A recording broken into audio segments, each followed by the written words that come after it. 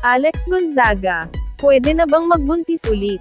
Tila nasa maayos na lagay na raw ang katawan ngayon ng actress-vlogger na si Alex Gonzaga para sa pagbubuntis. Sa ulat ng ABS-CBN News kamakailan, sinabi ni Alex na pwede na raw siyang magdalang tao anytime.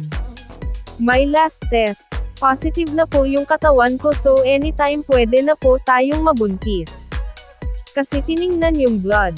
Ganun pala yun. Right now, it's positive. It's 60% okay, so anytime na po," saad ni Alex. Maliban dito ay ibinahagi rin ni Alex ang dahilan kung bakit daw siya nahihirapang makabuo ng bata sa sinapupunan. "One of the reasons kaya hirap akong mabuntis is masyadong mataas ang immune system ko na hindi ko po alam kung bakit," aniya.